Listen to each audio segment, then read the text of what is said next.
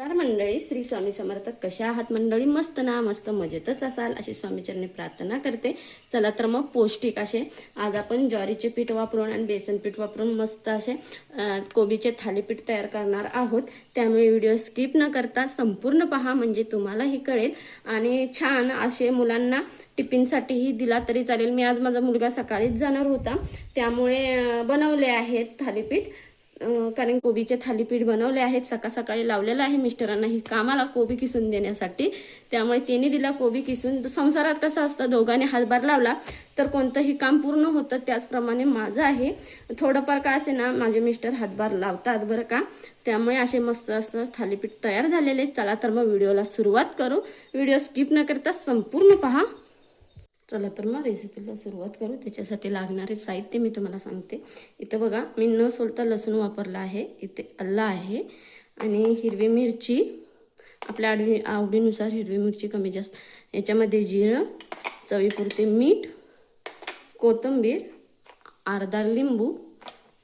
हे बेसन पीठ आहे, अर्धी वाटी आहे बरोबर बेसन पीठ. आणि हे एक पीठ आपलं, एक बाउल आहे ज्वारीचं पीठ आहे.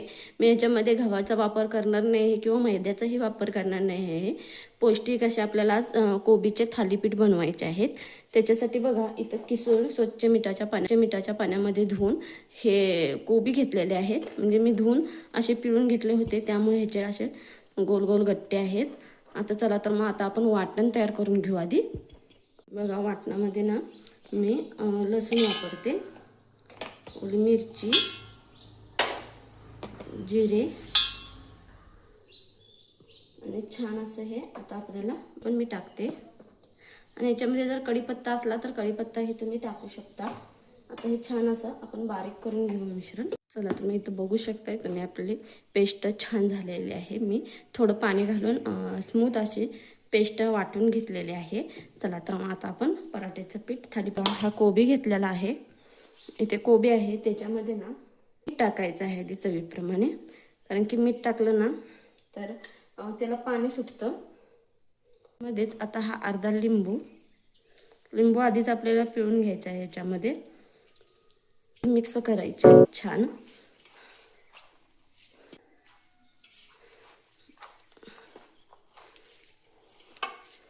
आलं लसणाची ती वापरते. याचं पीठ जाईल. ज्वारीचं पीठ आपल्याला जसं बॅटरमध्ये बसतं तिथपर्यंत घ्यायचं आहे. आधी मी थोडं घेतलेलं आहे. बेसन पाहिजे होतं, मी बेसन एक वाटी पूर्ण घातलेलं आहे. आता हे छान असं सगळं मिश्रण मिक्स करून घ्यायचं आहे. ह्याच्यामध्ये 1 चमचा हळद टाकून देते. थोडासा हा गरम मसाला आहे तो ह्याच्यामध्ये वापरते.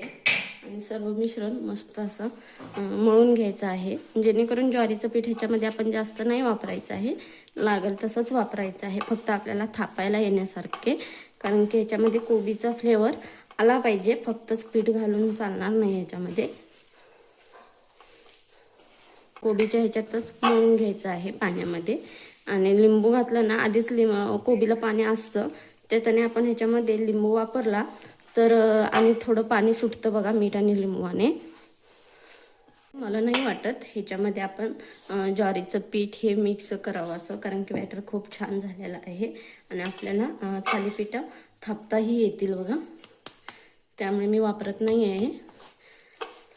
त्यामुळे 5 मिनटं असंच मी भिजण्यासाठी ठेवून देते. आणि हे पीठ आहे आपल्याला ज्वारीचं पीठ लागेल तेवढेच घ्यायचं आहे, जास्त हे ज्वारीचं पीठ वापरायचं नाही आहे. मला नाही लागले ज्वारीचं पीठ. 1 वाटी, साधारण 1 वाटी लागले असेल. 1 वाटी आपल्याला ज्वारीचं पीठ लागले असेल आणि 1 वाटी मी बेसन वापरलं आहे. या पद्धतीने तुम्ही घेऊ शकता. आणि तुमचं जर कोबी जास्त असेल तर तुम्ही जास्त घेतला तरीही चालेल.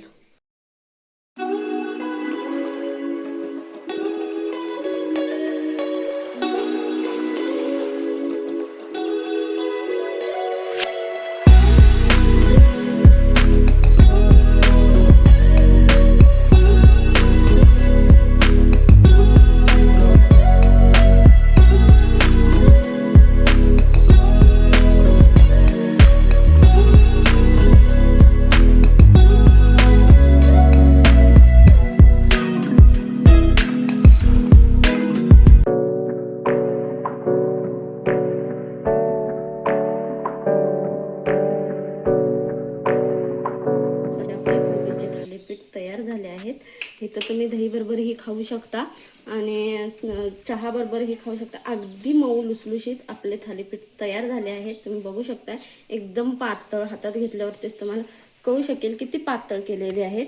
आणि फक्त हे थालीपीठ ज्वारीच्या पिठापासून केलेले आहेत बरं का। ज्वारीचे पीठ आणि फक्त बेसन पीठ हे वापरूनच हे थालीपीठ केलेले आहेत। किती सॉफ्ट आपले झालेले आहेत थालीपीठ बघा।